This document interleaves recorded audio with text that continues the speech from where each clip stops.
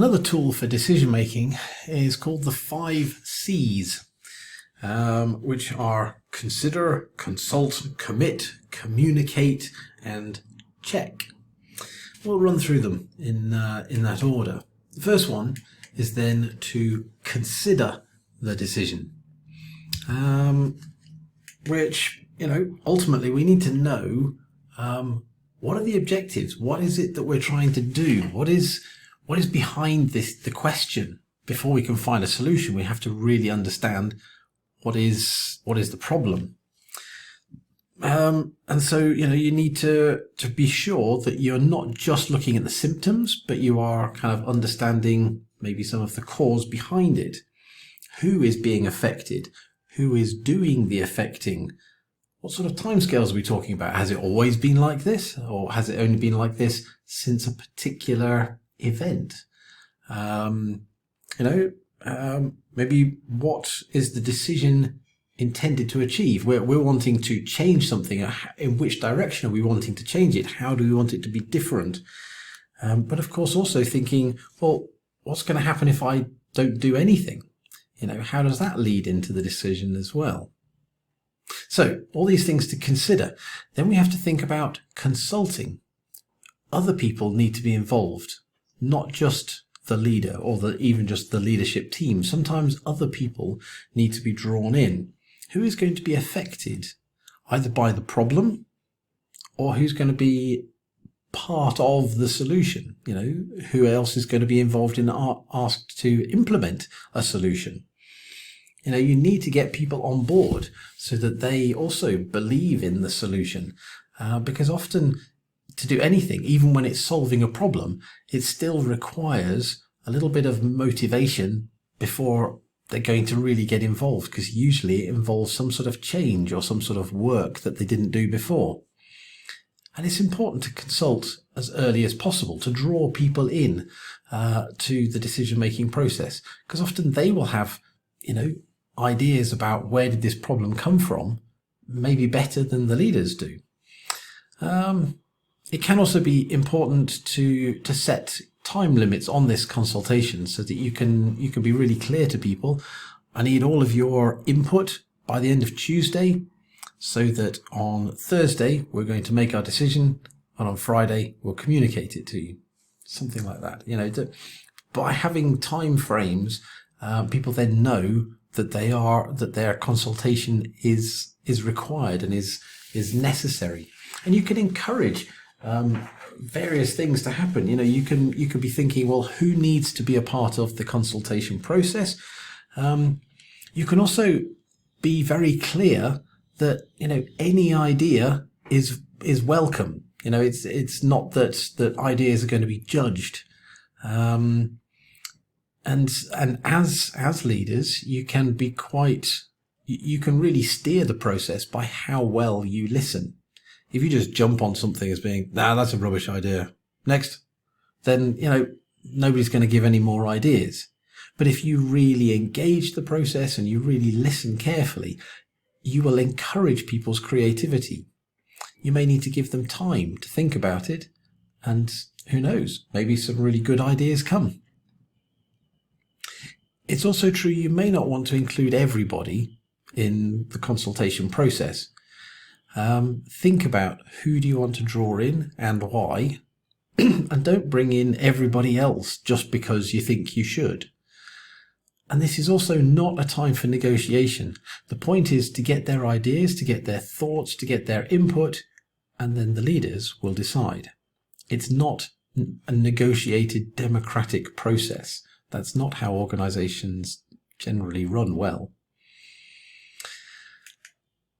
Commit.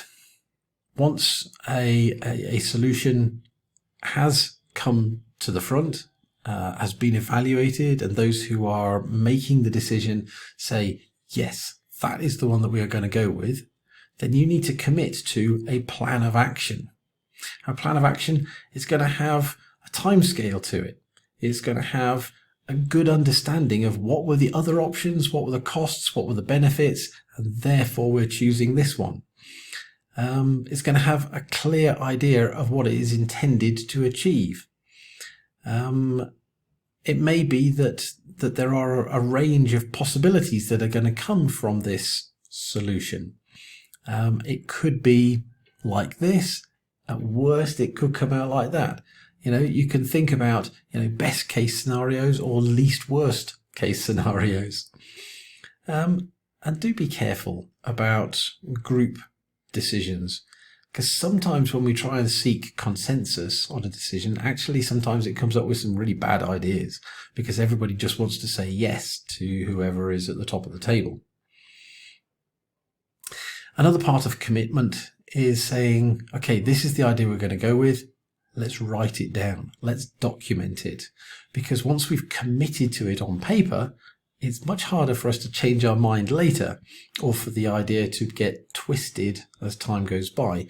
Instead, write it down. Make a plan of how you're going to do it. And then you can actually hold yourself accountable to it later and find out, did it do what we hoped? And writing it down also gives you a chance to be communicating, because it's not just communicating to you, you're also looking to communicate to other people. And this needs to be done face to face. You can't just say, this is the decision in an email, ping it off to everybody. No, it's much better if the person who is making the decision also is the one who goes to those who are going to be affected and says, this is what we have chosen and this is why. They then have a chance to question it, to understand why you are going down that way. It's not that you're necessarily opening yourself up to change your mind. It's not that you're going there for a further round of consultation, but you at least need to give them the chance to say, that's going to be difficult for us. And you can say, yes, I know it is. I recognize that, but we had to take this decision because of X, Y, and Z. And this is what we're going to do to try and mitigate the problems. It may be necessary as the leader that you sell the decision to the other people. And be really sure that they understand what it is that you're trying to communicate to them. It may be that you want to open the door to allowing them to appeal against the decision, but you have to be very careful how you communicate that. Are you allowing an appeal and you're going to seriously consider their objections, or are you going to commiserate with them and move ahead anyway? You need to be really clear before you go into that communication process. And then once the decision is actually out there and it is being implemented, then it's time for you to walk the talk. Get out there. Don't just listen to what other people tell you about, oh, it seems to be working, or it doesn't seem to be working very well. Get out there. Find out, is it working? Is it doing what you intended it to? Evaluate its successfulness. Evaluate its success. How is it working out? Is this something that could be rolled out into other situations? Is it meeting the quality standards that you were hoping? Is it meeting the quantity standards that you're meeting? Is it meeting the cost standards that you intended? And ultimately, is it really solving the problem that you originally set out to address? That's the 5 C's of decision making. Now I'm going to move on to another aspect of decision making, which is at the policy level. Because sometimes we have to make policies about how we will make decisions. And for that, there are these 6 different categories, which I would encourage you to consider when you're making any kind of decision-making policy or a policy about decision-making. So, for example, in an HR department, you're going to have some sort of HR policy about how you handle a discipline process, a disciplinary process. And in that, there's going to be, okay, first we're going to hear these people, then we're going to do this, then we're going to do that. And, there's a process that you work through. Well, that process is helping you to make some sort of decision, maybe about this person and how the case should be handled. And so, when we're developing policy, there's these 6 things that I think we should be considering. 1, decisions are always going to be best carried through by the people who made the decision. So flip that on its head. If you want this person to carry the decision out, you probably need to involve them in writing the policy, because they will understand it best, they will buy into it the most, and then they will carry it forward the best. So try to delegate decision making as low down the hierarchy as is possible. Secondly is about demonstrating values. If you have organizational values, it's important that those values are actively worked out in your policy. Consulting with those who are affected, we kind of were talking about that earlier in the 5 C's. Make sure that the people who are actually going to be involved in this, that they're really properly consulted, that they have a voice in the decision. So like with our disciplinary process, make sure that that any potential witnesses of the trouble, that they all get a chance to say something, and so does the person, that they're able to defend themselves, as it were. I don't know, that's just a crazy example, but make sure that those who are affected are in some way able to be drawn into the consultation process of developing the policy. So, if this is an HR policy, make sure there are some staff representatives who are a part of drafting that policy. 4th one here is about recording your rationale. When you are making a policy, you're making decisions as you write it. And so it's important that you document, how did you come to this decision? Because later somebody might question, why do we do it like that? If you can then quote the rationale and be able to say, well, actually 3 years ago, this was how they wrote the process, that puts you on a very strong footing. And it may well be that you've considered many different options of how to do it, and you've done a cost-benefit analysis to work out which is the least cost to greatest benefit. That's why we do it the way that we do. And then, of course, any policy also needs to be communicated very clearly in the right way to the right audiences. And once the policy is being implemented and is being used on a regular basis, can you evaluate it at some point? Can you go back and find out, is this policy meeting the standards that we hoped it would? Is it helping us to come to good decisions, and so forth? Okay, another completely different way of looking at decision making. This one is particularly for use with teams, or where you have several people involved in trying to make a decision. And it's to think through, who do you need involved in your decision-making process? Sometimes you can make a good decision just with 1 or 2 people. Sometimes it needs to be a few more. And this rapid decision-making, it's not there saying that this is a fast decision-making process. No, this rapid is using the letters R, A, P, I, and D. And it's suggesting that any good decision that involves multiple people, it needs to have these 5 different roles in the decision-making process. The first one is, you need somebody who will recommend the idea. This is the person who initiates it, who says, we need a solution, and I am going to keep on pushing until we get a solution. That is the person who is recommending. Then you need to have at least somebody, and it may be multiple people, who are inputting into the decision. They need to be consulted. Their opinions need to be gathered and drawn in. Now, input doesn't necessarily mean they're making the decision, but their voice needs to be heard. And you can think through in a particular decision, you can think, we need to hear from this person, and this, and sometimes they may be on completely different sides of the decision. They may have very different views, but those views need to be heard. The third is you've got to have somebody who is able to actually approve a decision. Sometimes it might be that there's a financial aspect to a decision and you need the budget holder to sign off on it. That doesn't mean that they are the decision maker.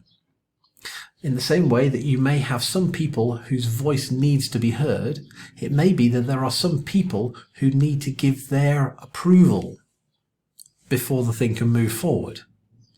And yes, you then do need to have somebody, and I would suggest either it is a person or a committee that is the body that commits us to action. And finally, you need to also identify who is the person or who are the people who are going to carry this out. It may be the same people who gave input.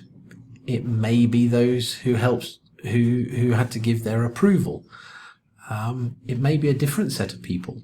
And it's important that you think through each of these 5 categories. Who's involved in this and where do they fit?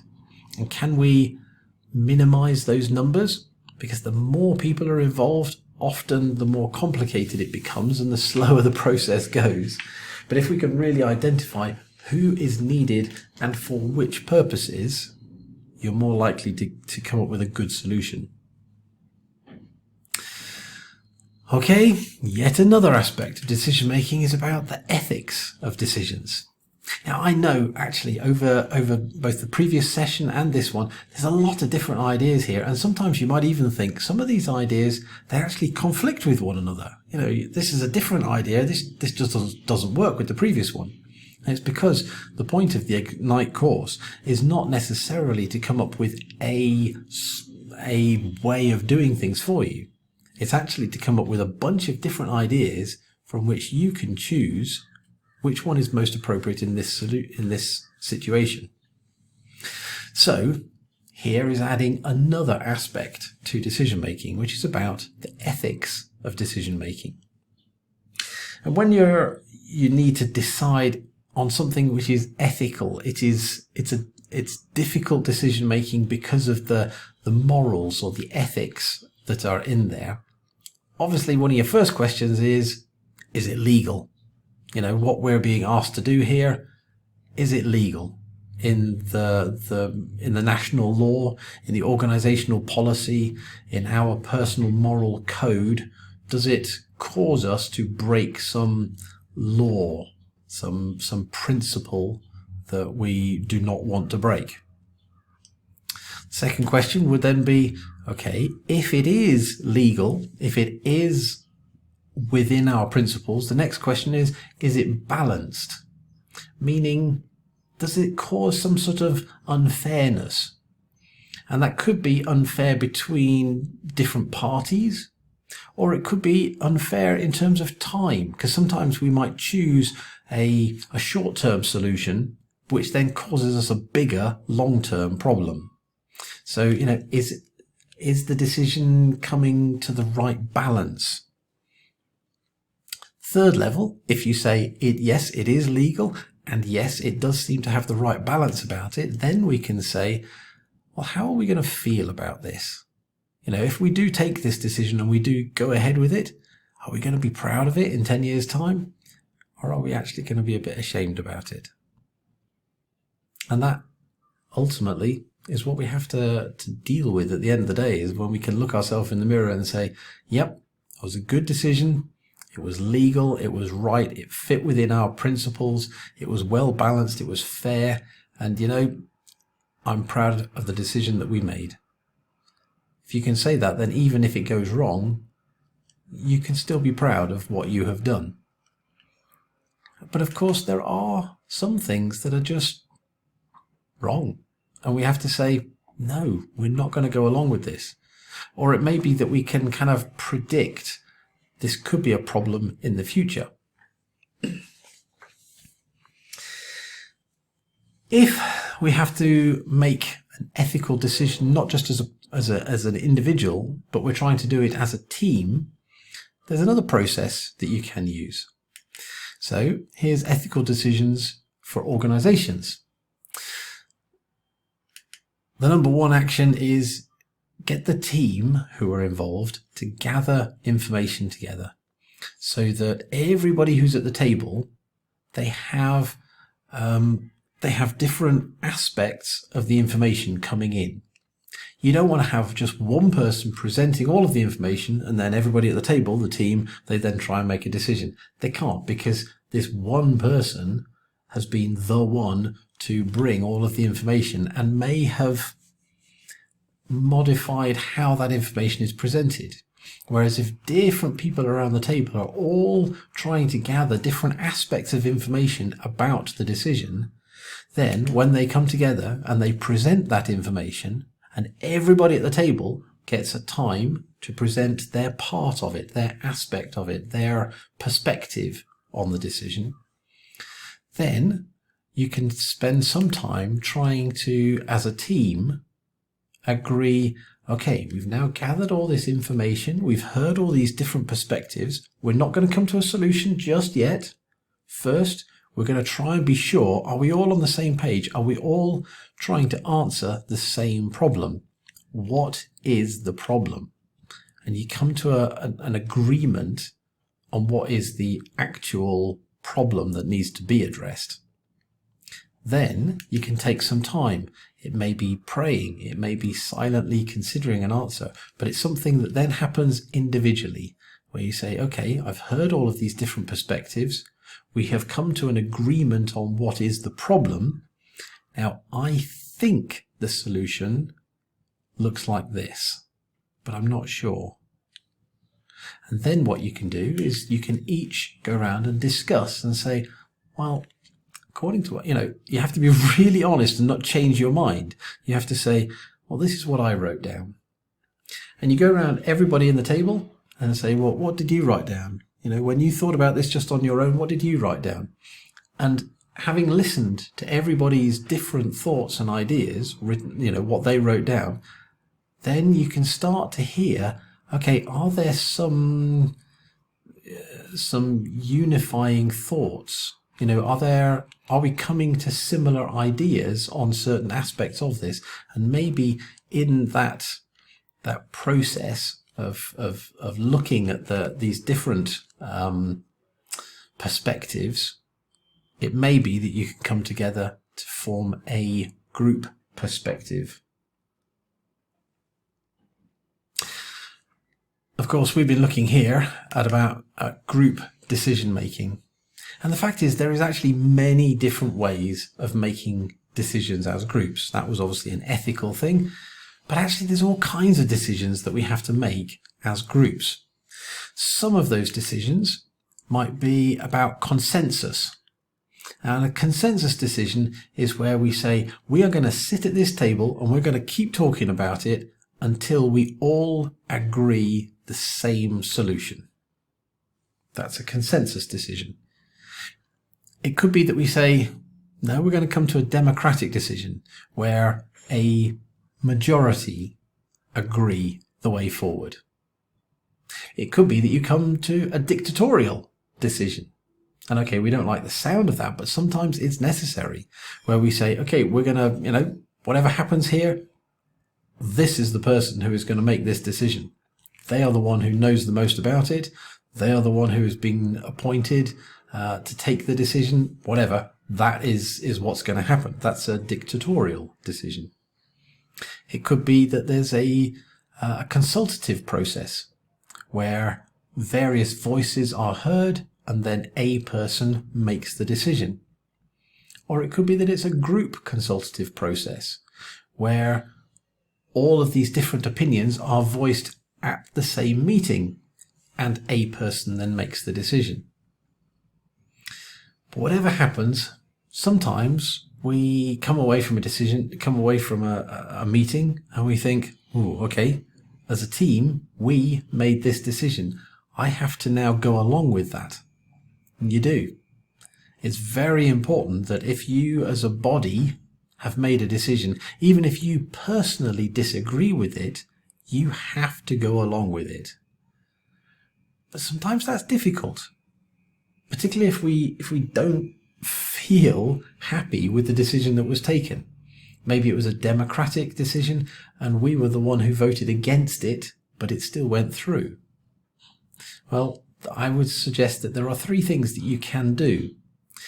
1, when you are telling people about the decision, you can explain the rationale. You can say, as a team, we made this decision and this is why.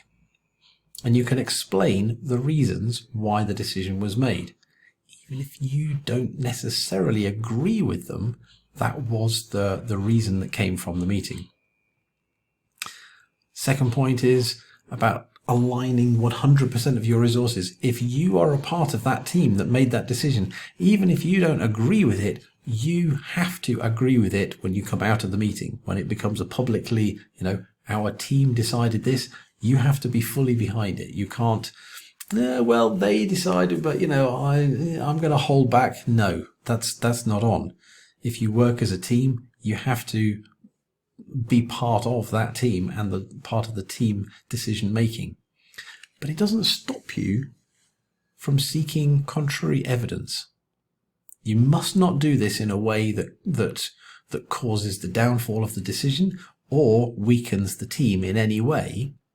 But it is okay for you to be collecting data so that maybe at another time in a similar decision, you can say, hey, actually, when we did that last one, I've been keeping track of what happened after it, and this is how I think things went. That could be a useful part of next time's decision-making process. But it is true. If you are a part of a team and the team decides something, you have to go along with it. Those are 3 things that can help make it easier for you to go along with such a decision.